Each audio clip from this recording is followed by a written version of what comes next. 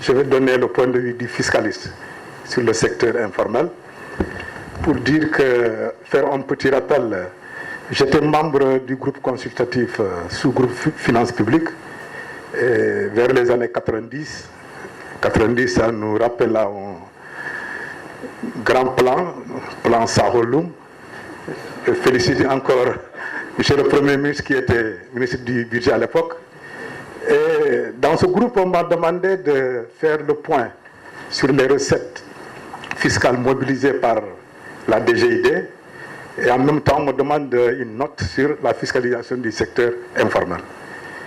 Alors, j'ai réfléchi sur le secteur informel et je rappelle aussi qu'avant d'être directeur du contrôle fiscal, j'étais chef de la brigade des enquêtes et que je suis aussi enseignant, pas enseignant mais formateur depuis 28 ans. Donc j'ai eu le temps de réfléchir sur le problème. Et dans mon document, j'avais emprunté une définition du secteur informel en disant c'est l'ensemble des acteurs de l'économie qui évoluent en dehors de toute législation économique. Législation commerciale, fiscale, législation du travail, comptable, etc. Mais cette définition n'a pas été acceptée. Je comprends très bien parce que je disais à l'époque, je comprenais un peu derrière l'idée, on nous demandait de lutter contre le secteur informel. On nous disait indirectement qu'on était incapable de fiscaliser le secteur informel. J'ai montré qu'en réalité, ce n'était pas un problème des pays sous-développés, que le secteur informel, dans ma compréhension, existe partout. L'économie est souterraine. Et qu'il y a en gros le grand et le petit secteur informel. C'est dire que quelqu'un a défini le secteur informel comme étant l'ensemble des acteurs qui n'ont pas de numéro d'identification, le NINEA, ou alors qui ne tiennent pas de comptabilité. Moi je dis il y a des entreprises qui ont le NINEA et qui échappent à toute imposition. Vous savez, le secteur informel, c'est une nébuleuse. Toutes les administrations fiscales, en tout cas des États de l'UEMOA, se sont mis à vouloir fiscaliser, appréhender, j'allais dire, les acteurs de ce secteur.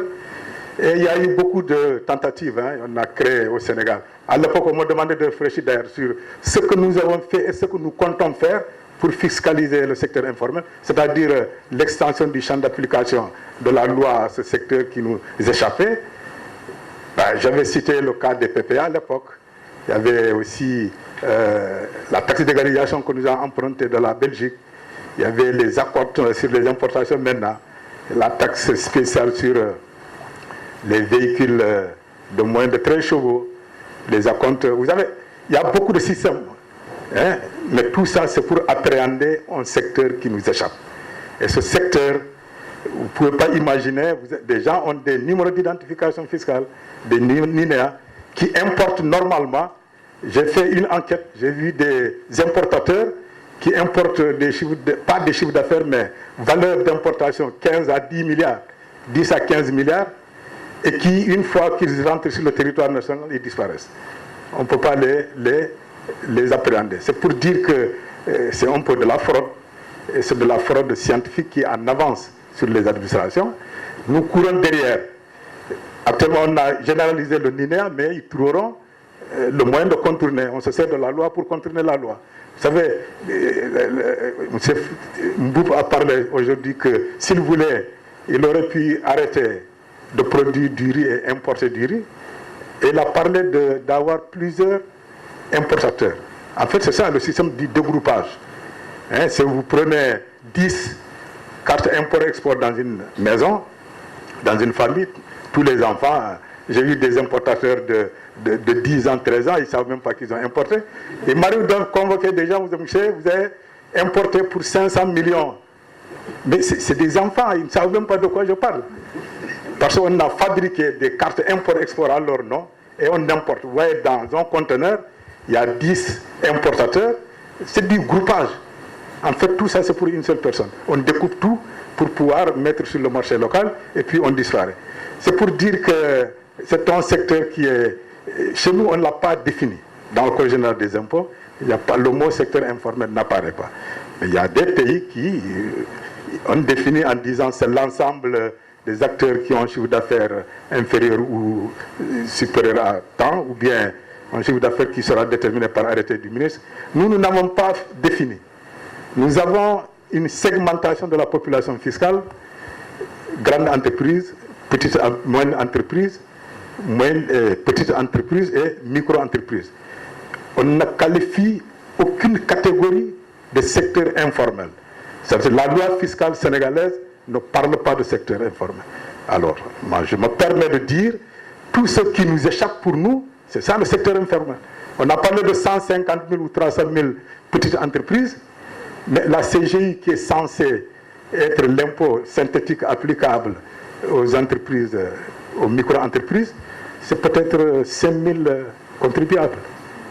On est loin des 300 000 ou des 150 000. Bon, mais je vous remercie. De toute façon, demain, on aura le temps de développer, mais c'est des idées que je donne là. Merci. Moi, j'ai réfléchi un peu sur le secteur informel et comment il est apparu dans nos États. En réalité, et cela s'est, je dois dire, passé devant moi. Donc, je peux lever la main droite et dire, je le jure. Voilà comment ça s'est passé. Ce qu'il faut dire d'abord, c'est que ne soyons pas étonnés d'avoir un secteur déstructuré.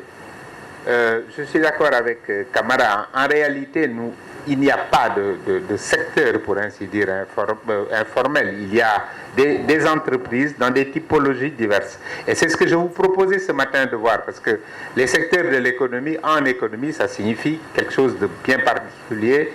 Ça ne signifie pas un groupe d'entreprises plus ou moins formel, plus ou moins moderne et traditionnel. Donc ça n'est pas un secteur. Il ne s'agit pas d'un secteur au vrai sens économique. Il s'agit d'entreprises de typologies diverses. Mais il ne faut pas être étonné de voir que ce que nous appelons secteur informel s'enfle d'année en année, alors que ce qui faisait la structuration de l'économie a été, pour ainsi dire, déstructuré pendant les années de libéralisation. La première mesure qui a été prise, et je me tourne vers notre ami de la Banque mondiale, c'est non, la deuxième plutôt. Je dois dire ici, la première mesure, c'était une mesure interne. En 1981, il y a eu une élection présidentielle. Le nouveau président, qui est peut-être coupable d'ailleurs, c'est le président Abdou Diouf, il a pris une mesure qui était nouvelle en Afrique. Il a supprimé le visa de sortie. Avant, oui, jusqu'en 80, pour sortir du Sénégal, vous n'avez pas besoin seulement du visa de la France. Vous avez besoin du visa des autorités du pays. Oui, mais je veux dire, d'autres pays, vous aviez besoin de visa d'Angleterre, de Belgique, et la France n'avait pas encore créé ces visas. Mais vous aviez un visa de sortie. Ça a été supprimé. Et à partir de là, vous avez vu des gens qui se sont mis à voyager aux quatre coins du monde pour aller chercher des marchandises. C'était nouveau. Mais cela n'aurait pas prêté à conséquence si la deuxième mesure n'était pas tombée dans les années 80, sous l'égide de la libéralisation. On a supprimé les stades du commerce. C'est la mesure la plus déstructurante qu'il y a eu dans notre pays. Avant, vous alliez à n'importe quelle industrie du pays, elle n'a pas 100 clients dans tout le Sénégal, parce que ce sont des grossistes et des demi-grossistes qui achètent dans les usines. Ce sont des importateurs titulaires d'un registre de commerce d'importateurs et qui payent une patente d'importateurs qui peuvent importer. D'autres ne peuvent pas importer. Jusque dans ces années-là. C'est ça qui se passait. Donc vous allez au port, vous avez peut-être, je ne sais pas moi, 500 ou 600 importateurs ou 1000. Vous allez dans les usines, vous avez 10 par ville de l'intérieur et peut-être 30 ou 40 sur Dakar. Et vous avez tout de suite fait le point des achats de farine, de ciment dans tout le pays. Et quand vous allez dans les régions, à Kaolack ou à Diourbel, les gens viennent des départements pour venir acheter, les détaillants et les sous-grossistes. Aucune usine, comme aujourd'hui, ne transporte sur ses camions des marchandises et les amène dans les loumas, contournant aussi les populations de ces régions-là. je disais ce matin à Serigne Mboup, le père du garçon qui était ce matin ici, c'est quelqu'un qui vendait à Kaolack du tissu en détail. Dès lors qu'il y a eu en 81 la suppression du visa de sortie, dès lors qu'on a supprimé les stades de commerce, il est monté et conformément au style de vente qu'il y avait au marché de Kaolack à Caniveau de Gaulle, où on ne vendait que de l'électroménager et des postes radio, il est allé les importer d'Europe, d'Asie, etc. Et c'est ça qui a fait sa fortune. Donc voilà aussi notre problème aujourd'hui. La plupart de ces gens du secteur informel sont nés du fait de la libéralisation. Mais vous avez entendu ce matin, quand nous avons posé la question à Serigne sur quelles sont les perspectives, toutes les mesures sont directives et mettent en cause la libéralisation. C'est même des mesures directives qu'il faut pour l'avenir. Donc ça vous pose, je pense qu'il faut que nous retournions. Alors, il n'est pas question aujourd'hui sans doute de revenir au stade du commerce. Ça va être difficile de revenir sur la libéralisation. Mais n'oublions pas que ça aussi, nous l'avons fait dans le même temps que nous étions face à un État qui voit ses effectifs diminuer et sa population donc informelle augmenter. Nous sommes passés de 3 millions à 9 millions en 2000, de 9 millions à 14 millions. Et le secteur informel est devenu plus grand. Donc l'État voyait ses agents qui pouvaient lui permettre de faire les contrôles baisser par unité d'opérateurs économiques. Donc je pense que c'est très important que nous revenions. J'ai une troisième raison qui me semble la plus, aussi peut-être la plus structurante, mais pour les importateurs, c'est celle d'avoir supprimé la règle de recevabilité sur les importations qui voulait, jusque dans les années 80, fin 80, que n'importe quelle opération de douane qui vient sur le territoire douanier doit être accompagnée d'une carte import-export pour être recevable. Sinon, il n'y a même pas de calcul plus d'une domiciliation bancaire obligatoire. Et s'il n'y a pas ces deux pièces, vous n'avez même pas de calcul. À partir des années 80, nous avons opéré des tolérances qui sont allées crescendo jusqu'à ce que, même pour Gaïndé, la question a été posée par les informaticiens, est-ce qu'on met ça dans le marbre? Et en ce moment-là, vous n'avez aucun calcul de droit au moment où les importations arrivent, si quelqu'un n'a pas sa domiciliation, et c'est là où les tolérances ont continué. Donc, je pense que, en réponse à la question de Serigne Mboup ce matin sur le secteur informel, nous pouvons dire, pour une bonne part, le secteur informel, c'est la résultante, c'est ce que nous caractérisons quand l'État lui-même, ce que vous appeliez l'État de droit, tout à l'heure Mabousso, n'arrive pas à mettre ses pénates quelque part et à imposer l'application de la règle de droit. Donc je pense que quelque part, ce qu'il faut remettre en place, c'est les dispositifs et contrôles qui structurent la réglementation. Il faudrait demain que les opérations de ce type ne puissent pas être faites comme sur un ordinateur, parce qu'il y a une configuration qui vous amène à passer par tel et tel stade avant de procéder et avant de faire face aux opérations. Sinon, effectivement, comme quelqu'un l'a dit, personne ne paye les impôts de gaieté de cœur dans aucun pays du monde. Il n'y a qu'un système qui différencie les autres, c'est celui où on ne peut pas échapper à l'impôt. Il n'y a pas d'autre système. Alors, ça c'est ma contribution sur l'origine du secteur et je crois qu'il faut que nous puissions peut-être débattre là-dessus s'il y a lieu. La deuxième chose, c'est maintenant les questions. Je pense que ce matin j'ai posé la question à M. Mboup, mais je pense que c'est important que nous fassions la différence dans les typologies entre les différentes catégories de citoyens que nous appréhendons. Nous ne devons pas créer tout de suite un lien et un pont secteur informel fiscalité. Voilà ce que je voulais dire. Maintenant, le dernier point, c'est la question du développement du secteur informel. Excusez-moi, je vais terminer par là. C'est comment on peut passer, d'après vous, d'un palier à l'autre du secteur informel et comment les accompagner, parce que ça fait partie des éléments de sortie. du système du secteur informel. Parce que Serigne Mboup n'est plus du secteur informel, si on peut dire. Il est connu du fisc. Alors, comment accompagner les différentes unités de production du secteur informel pour qu'ils passent au palier supérieur? Merci. Je m'appelle Badmou Batouré Abdelaziz, je suis de la commission de l'UEMOA, un organisme qui fait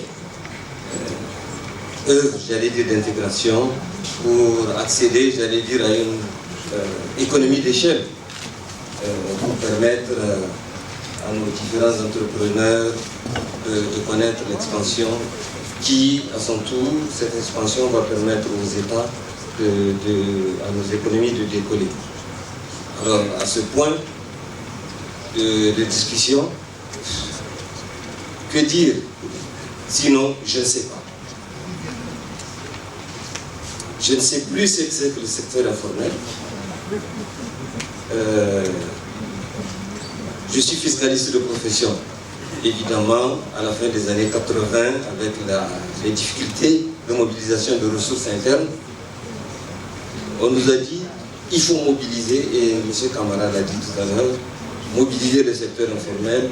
C'est un filon, c'est au Sénégal, 50 000, 150 000, 250 000 entreprises, petites, moyennes, micro, importantes.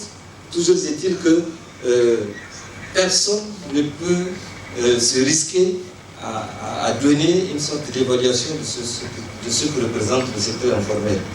Tout au plus, cet après-midi, on a parlé de dualité, d'économie souterraine, mais d'économie de survie pour laquelle il faut une fiscalité adaptée. À l'UEMOA, effectivement, avec tous les experts des États membres, nous avons essayé de réfléchir pour mutualiser les meilleures pratiques. Mais enfin, tout ce à quoi nous sommes parvenus, c'est de dire qu'il faut aider ces entreprises à se formaliser, non pas pour mobiliser plus d'impôts, mais pour, dans le cadre de l'appréhension de l'économie nationale, de savoir quel est l'impact de ces entreprises dans l'essor national. L'étude 1, 2, 3 que nous avons réalisée au sein de la commission de l'UEMOA a permis effectivement de déterminer quel était le pourcentage du secteur informel, en essayant de ne pas avoir d'a priori pour ne pas y coller, j'allais dire, la connotation péjorative. Le secteur informel n'est pas seulement celui qui veut se soustraire de l'impôt. Le secteur informel, c'est la petite entreprise qui a pignon sur rue, qui est là, le vulcanisateur qui est au bord du goudron, qui est en face de l'administration fiscale, mais qui ne peut générer de revenus que juste pour l'autoconsommation. Néanmoins, c'est une soupape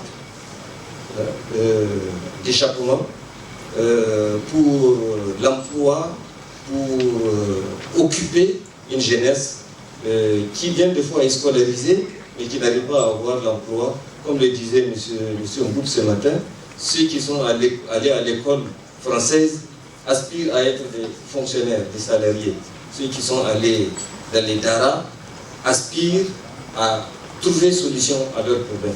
Eh bien, le secteur informel, c'est seulement la solution aux multiples problèmes que nous vivons au sein de nos États. Je vous remercie.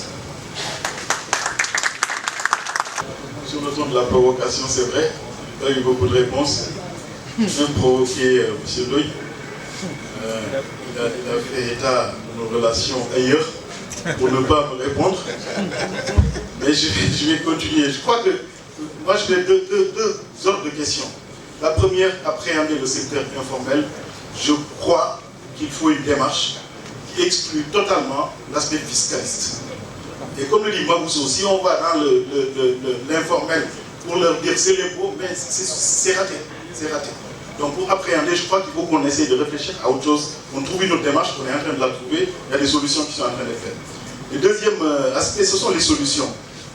Les solutions, moi je persiste et je signe, je crois qu'il faut prendre en compte le secteur tel qu'il est et légiférer en fonction de sa manière de fonctionner. Moi je crois que si on ne le fait pas, on va se tromper lourdement. Chaba vient de dire qu'il y a nos enfants qui sont dans un secteur parallèle. Je ne suis même pas sûr que ce soit parallèle parce que Seridou vient de nous démontrer que ces deux se rejoignent. Il a fait l'école ailleurs, nous avons fait l'école ailleurs, il s'en sort, il s'en est très bien sorti et il est revenu vers nous et il a même un plus sur nous parce qu'il parle la langue que nous estimons être notre véhicule nous, de communication et nous sommes incapables peut-être de parler la langue qu'il a prise pour l'arabe. On ne peut pas parler l'arabe alors que lui, il vient vers nous. Ça veut dire qu'il y a quelque chose qui est là. La prise en compte de ce dualisme, je crois qu'on ne peut pas l'occulter. Et de ce point de vue, je sais que des voies sont en train d'être ouvertes. On cherche. L'OADA, le professeur Sosa est là, l'OADA cherche. C'est pas évident pour les trouver. Les gens ont parlé d'auto-entrepreneur. L'OADA a un concept d'entrepreneur. On va en parler demain. Je viens d'un colloque dans une université occidentale. Je reviens seulement samedi. On parlait de cette question-là. Et apparemment, ça n'a pas l'air d'être effectif parce que c'était les Camerounais qui ont fait des enquêtes et qui se sont rendus compte que leur secteur informel ne connaît même pas ce que c'est que l'entrepreneur. Or, l'OADA l'a mis dans sa réglementation. Ce sont des pistes qu'on cherche. Donc, je crois qu'il faut qu'on essaye de voir. Autre chose, mise en garde pour le comité scientifique, il ne faut pas que quand on parle de l'informel, qu'on pense toujours par l'informel urbain. Le rural est là. Et quand il dit, le député, qu'il faut essayer de voir les pôles, je crois qu'il a raison, sans pour autant entrer dans des considérations politiques. Non, je ne veux pas y entrer, mais je crois qu'il a raison. L'informel, ce n'est pas seulement l'urbain, le petit commerce, mais c'est aussi le monde rural. Et je vous assure qu'on n'a pas jusqu'à présent de structure juridique adaptée pour l'entrepreneur dans le monde rural. On a fait les coopératives de Saint-Laurent, on a essayé les GIE, on a essayé l'entrepreneur, on essaie beaucoup de choses, mais on n'arrive jusqu'à présent pas. Et puisqu'on n'a pas les moyens de leur donner une structure pour se développer, ils vont continuer à venir vers le centre-ville, parce que vers la ville, et c'est là qu'il y a des activités productives qui peuvent les aider. Voilà ce que je peux dire pour terminer, mais encore une fois en félicitant la FIDEF. J'ai un scoop pour vous, je n'ai pas la solution. Je pense qu'on aura des pistes à l'issue de Amour, je veux gérer tes attentes. Je pense qu'on en est bien conscient. J'ai appris beaucoup plus que je ne savais après vous avoir écouté. Je veux reprendre peut-être le mot que quelqu'un a employé de nébuleuse. Le secteur informel n'est pas... D'ailleurs, il y a tout un débat pour savoir est-ce que c'est un secteur, est-ce qu'il y a le travail informel. Bien évidemment, il y a les activités de survie, il y a les activités illégales, il y a les activités qui ont pignon sur rue et qui sont dans le secteur informel parce que nous ne présentons pas une comptabilité écrite et formelle ou nous ne répondons pas aux obligations d'enregistrement. Mais c'est beaucoup plus difficile d'attaquer une nébuleuse, qui est par définition informe et difficile à saisir qu'un monolithe. Mais je crois qu'au travers de tout ce que vous avez dit, des contributions, il y a cette approche intégrée me paraît pertinente, avec un mot qui a été employé par une collègue dans le film, la productivité. Dans les approches qui sont préconisées, il y a notamment une batterie de mesures pour améliorer la productivité des entreprises, et peut-être un peu pour rebondir sur ce que disait Aziz, pour reconnaître qu'il y a des gisements de productivité et des savoir-faire dans cette économie informelle. Le deuxième aspect, c'est la législation, cher maître. C'est vrai que c'est très important de regarder, de s'assurer que le cadre légal est adapté. C'est quelque chose qui ne doit pas être figé. Il ne faut pas ignorer cette réalité. Et la simplification, en tout cas en Europe, c'est un mot d'ordre. C'est pas un gros mot. Ça ne veut pas dire avoir des approches simplistes, et ça ne veut pas dire tout déréguler et créer un système où il n'y a aucune obligation. Le troisième aspect, c'est les incitations, avec les effets, en ayant bien conscience des effets pervers qu'elles peuvent créer, des effets d'aubaine, mais des incitations sur le financement très important. L'impôt, il est là quand même malgré tout, et je pense que la notion de patente qui tombait en désuétude, mais la vie étant un éternel recommencement, il faut regarder, revisiter des outils que nos grands-parents connaissaient bien dans le commerce, des outils simples. Et le dernier aspect, alors là c'est plus difficile, le choix des mots, les anglo-saxons, là aussi, mais je pense un terme très commode, c'est pas la répression, c'est pas la sanction, c'est un système de veille, et c'est pour que les acteurs du du système sachent quand même qu'il y a des limites à ne pas dépasser. Et pour quelque part, ne pas pénaliser ceux qui jouent le jeu. Et là, c'est très difficile parce que bien sûr, une fois de plus, je crois, et vraiment Aziz, tu l'as dit de façon très convaincante, l'objectif ce n'est pas de punir ceux qui quelque part ont une activité économique, qui travaillent, qui ne vont pas bénéficier de prestations sociales et qui ne pèsent pas sur le budget de l'État, mais c'est de les accompagner. Alors peut-être l'image, c'est peut-être pas une image verticale, du rez-de-chaussée au 6e étage, c'est peut-être franchir une barrière, c'est plus horizontal, mais peut-être supprimer la barrière dans un premier temps ou les mettre dans leur faciliter une transition. Bien évidemment, le statut de l'entrepreneur, en France, l'auto-entrepreneur, c'est prévu pour 2 années, et puis pour vraiment des niveaux très faibles. Voilà, donc il y a des pistes que je crois que nous allons explorer plus avant demain matin. Merci. Et ça nous a quand même pris toute l'après-midi. Nous avons beaucoup échangé et toute la salle a participé. Moi, j'ai trouvé ça vraiment passionnant et j'essaie de retenir des axes qui soient des propositions à faire. Et je m'adresse à Mamour et à Michel, qui, avec leurs collègues du comité scientifique de ces assises, vont devoir faire ces propositions. Il faut du factuel, des choses très concrètes. Et j'ai envie de vous proposer 3 pistes que je retiens, 2 en direction des gouvernements, des pouvoirs publics, et 1 en direction de la profession elle-même. Vis-à-vis du gouvernement, je pense qu'il faut proposer, demander que cette partie de l'économie soit intégrée de façon officielle. Il faut qu'il y ait un message fort qui soit délivré à ces acteurs de l'économie informelle en leur disant que la nation est fière que l'État a envie de les reconnaître dans leur statut. Nous avons beaucoup parlé de fiscalité, on sait que la fiscalité est dissuasive, mais la fiscalité a aussi cette vertu de faire partie d'une communauté, de s'intégrer dans une famille, dans une nation. Et une fiscalité qui serait symbolique aurait cette vertu. Et je retiens la proposition de Michel Devol de dire qu'il faut penser aussi au statut social. C'est aussi apporter une sécurité à ces acteurs de l'économie et les faire rentrer dans le moule, les faire rentrer dans le système qui permettrait, avec une fiscalité très réduite, Michel proposait une patente, c'est très simple comme fiscalité, mais ils seraient dans le système, ils seraient intégrés et ils ne seraient pas marginalisés, ils ne seraient pas en dehors, permettrait d'avoir cette reconnaissance de la part de l'État. Je crois que ce serait un grand pas et ça coûterait pas très cher. Le deuxième point que l'on pourrait demander au pouvoir public serait de penser au financement. Financement de cette économie qui est un premier pas mais qui a besoin de se développer et des fonds publics qui seraient consacrés à ce financement avec une enveloppe qui serait mise à disposition pour le financement, alors sous différentes formes. On connaît le microcrédit, on connaît le crowdfunding, mais un financement qui soit géré par une structure publique comme BPI France l'a fait depuis de nombreuses années, aurait cette vertu d'engager l'action publique auprès de cette économie. Et j'en viens à la troisième proposition qui est en lien avec cette seconde. Il me semble que la profession des experts comptables doit faire partie de cette aventure et que les experts comptables peuvent proposer au gouvernement, au pluriel, de les accompagner, de mettre à disposition de la nation leur expertise, leur savoir-faire et de contribuer de façon bénévole.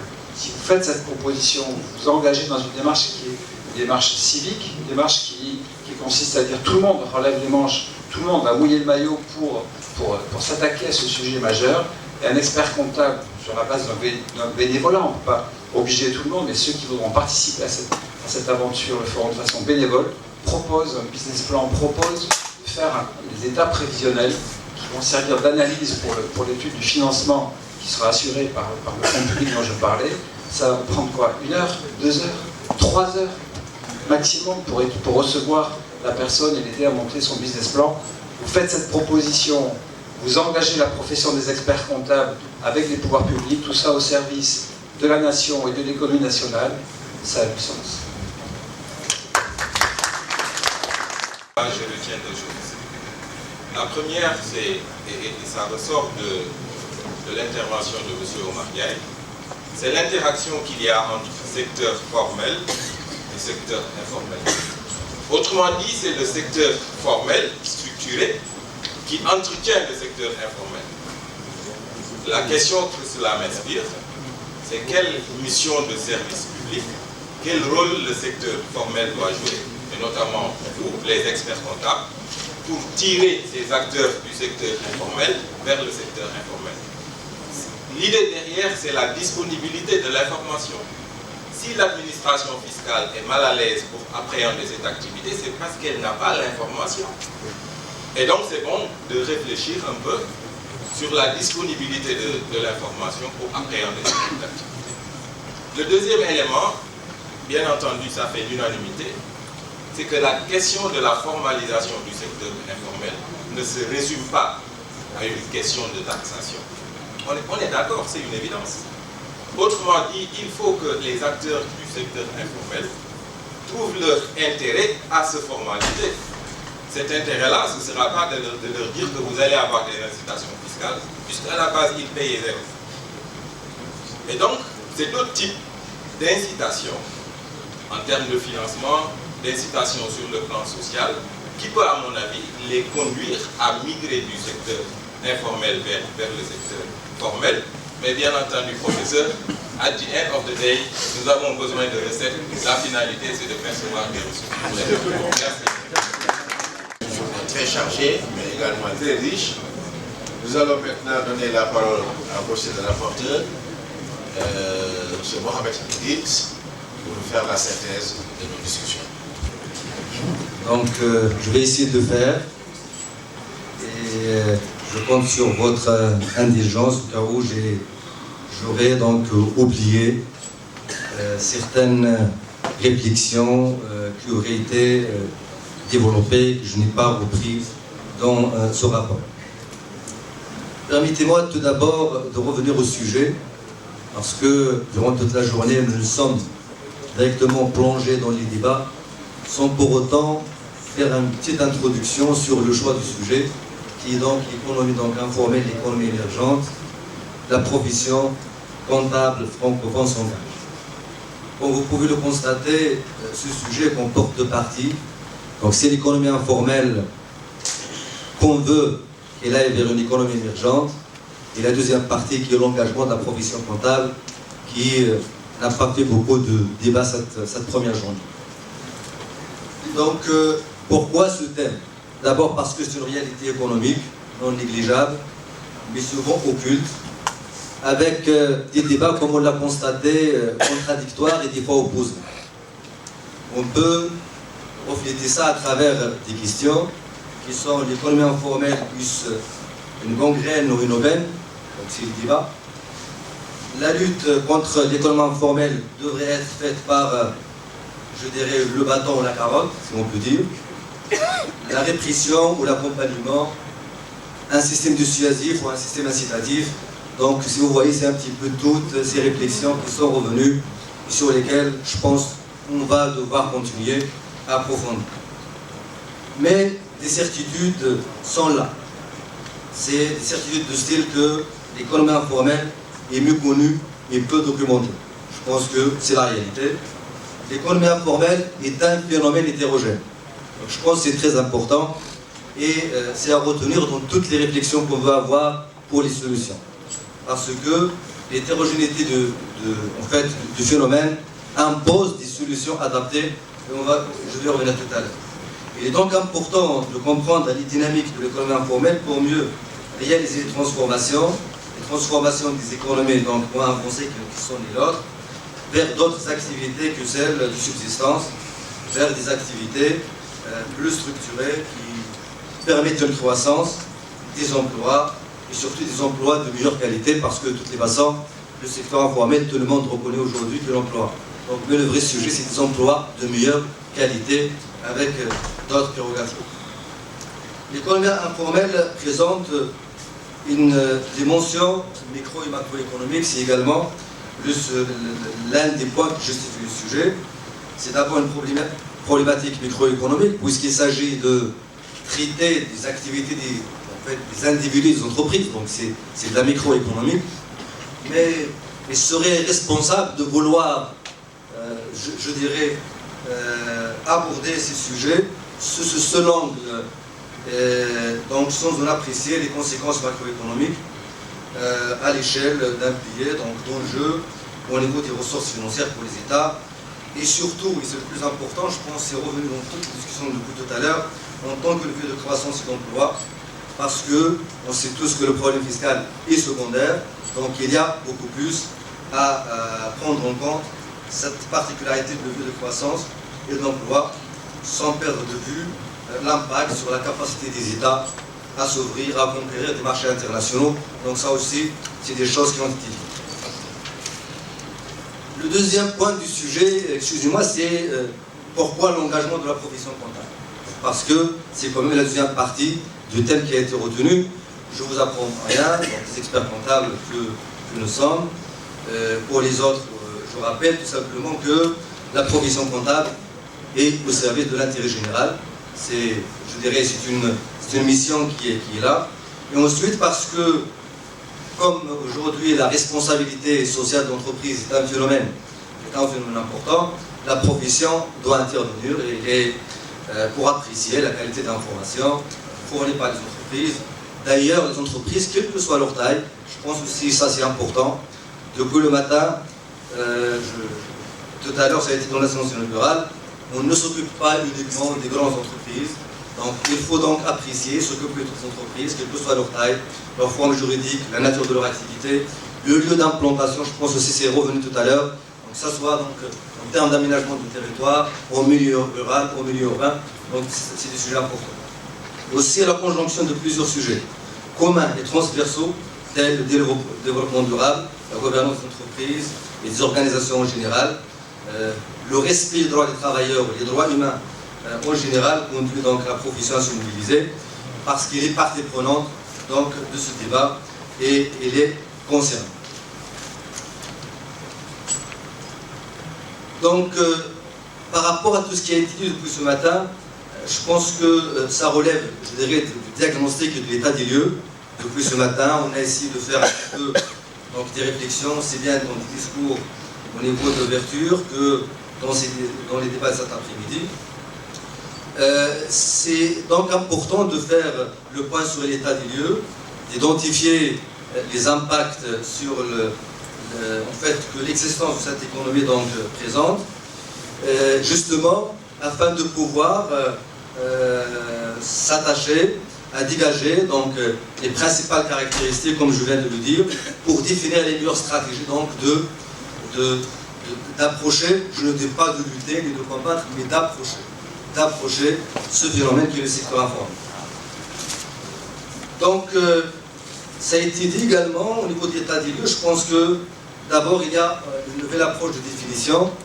Donc, on a eu droit à plusieurs définitions qui ont été avancées, soit des définitions, je dirais, qui se limitent à taxer, excusez-moi le terme, d'informel uniquement les petites activités, jusqu'à des définitions qui utilisent beaucoup de critères, comme on l'a vu dans le film, qui vont donc petite activité, mais beaucoup plus de critères, et surtout la mise en relief de cette catégorie donc, de petits informels et de gros informels. Je pense que ça aussi, c'est des choses qui sont revenues, et à mon avis, dont on doit prendre compte dans toutes les pistes de réflexion qu'on va devoir développer. Avec des différentes facettes de cette économie informelle, allant d'ailleurs de l'entreprise, le président du comité scientifique, le Premier ministre là, tout à l'heure, donc on doit distinguer l'économie informelle, formelle, l'économie souterraine, l'économie officielle, etc. Mais cette facette, je dirais, allant de l'entreprise totalement, je dirais, informelle, qui ne respecte aucun critère de formalité, jusqu'à, je dirais, une entreprise totalement formelle qui suppose, en fait, remplir tous les critères. Donc l'étude qui a été faite d'ailleurs en préalable à ces assises donc, a conclu au fait que ces deux catégories donc, extrêmes de totalement formel et totalement informel un petit peu n'existent pas ou sont très rares, puisque quel que soit le niveau, on a au moins un petit critère qui est rempli ou un petit critère qui n'est pas rempli. Donc, toujours dans l'état des lieux, ça a été dit, l'économie informelle ou le phénomène est un phénomène universel. Je pense ça a été dit. Il est universel avec probablement des caractéristiques différentes, plus particulièrement en termes d'importance. Ça a été dit ce matin, je l'ai retenu. Dans certains États, ça peut représenter plus de 50%, et dans d'autres, même dans pays les plus développés, il y a quand même une marge d'activité qui est toujours considérée comme étant informelle. C'est des activités qui, allant de la petite activité, je dirais de subsistance, jusqu'à des activités de grande fraude ou d'activités mafieuses.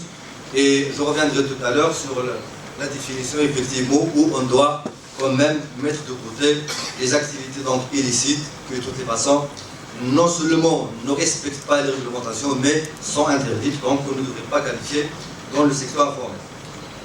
La constatation que l'on peut relever est que c'est un petit peu, on a senti dans les différents débats, c'est l'ingéniosité des acteurs de cette économie et leur capacité multiple dont ils font preuve chacun à son niveau.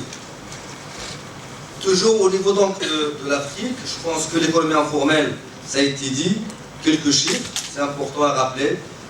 Aux alentours de 50% du PIB, donc de la valeur ajoutée, 80% des emplois, 90% des emplois nouvellement créés, donc si j'ai bien retenu donc le chiffre, c'est dire tout simplement tout l'enjeu que présente cette économie, des enjeux de taille en termes d'opportunités d'emploi, de productivité, ça a été dit également, de recettes fiscales et globalement de croissance économique.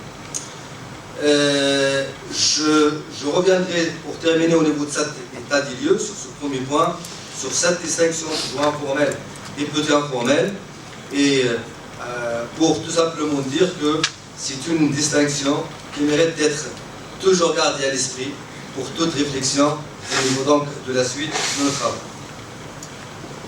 L'impact de l'existence de l'informel, je pense, c'est des impacts divers et variés pour les individus, pour les entreprises, pour les États, pour l'environnement, des impacts qu'on peut considérer comme étant négatifs, mais peut-être aussi des impacts positifs.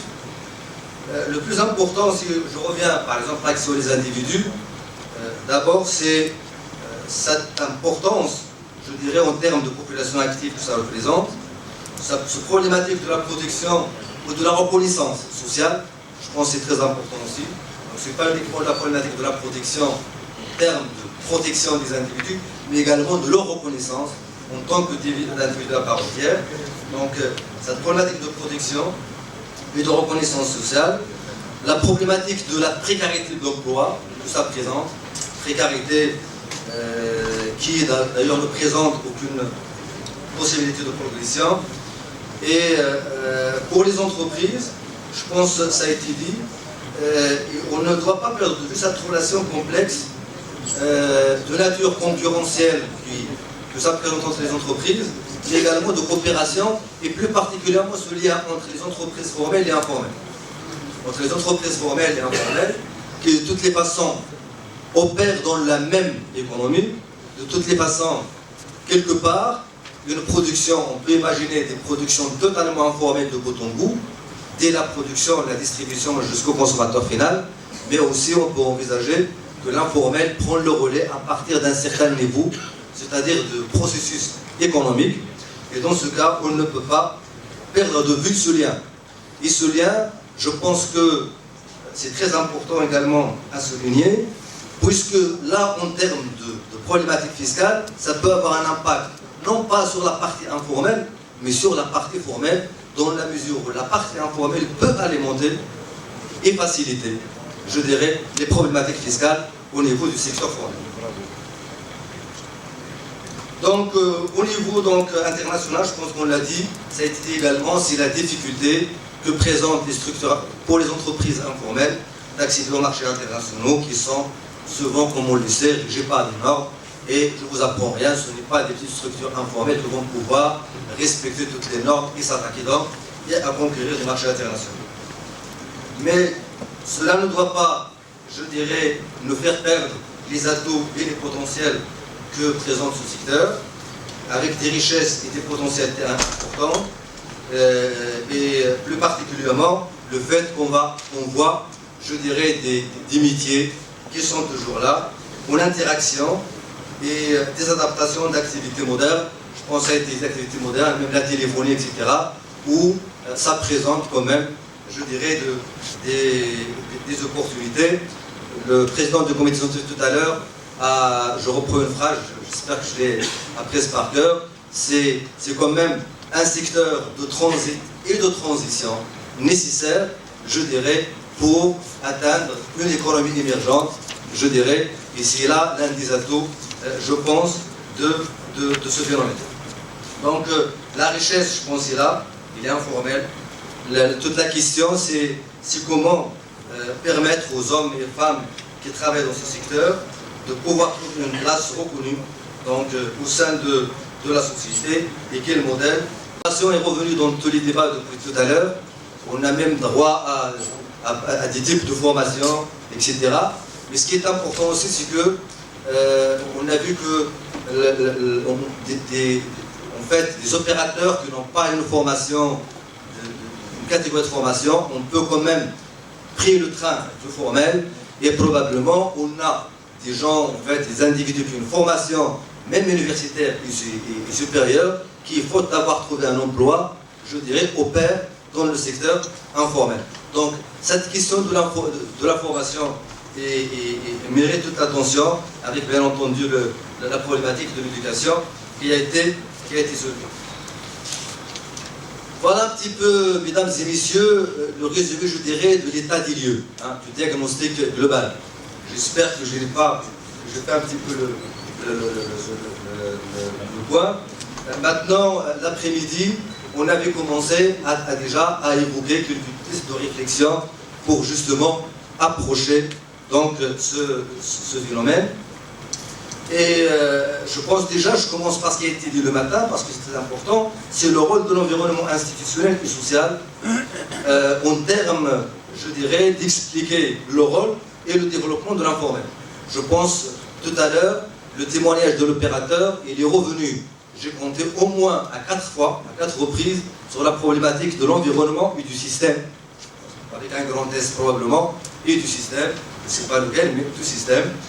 Donc, des défaillances dans l'application de certaines règles, je pense que ça a été dit, problématiques règles fiscales ou comptables, qui malheureusement entretiennent des phénomènes complexes comme la corruption, des systèmes de rente, de la bureaucratie, expliquant l'essor du droit informel plus particulièrement, et qui pousse, ça a été dit, je pense, il faut le souligner, cette problématique de concentration de la politique des autorités sur les secteurs formels, faute de pouvoir, je dirais, appréhender l'activité informelle.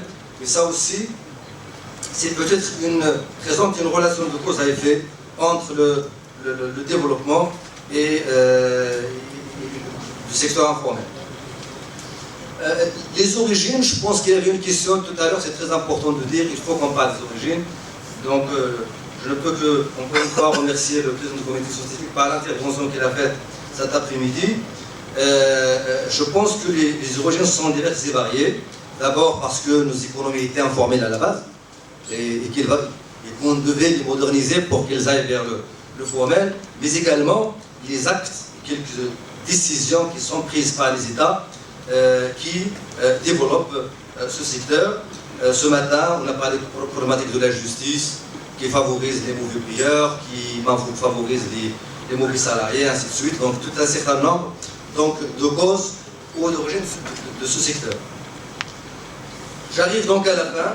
Quelles caractéristiques donc pour quelle stratégie? Parce que tout ce qu'on a fait aujourd'hui, je le pense, c'est de pouvoir définir les meilleures caractéristiques et appréhender ce secteur pour que l'on puisse adapter donc des stratégies d'appréhension de secteur.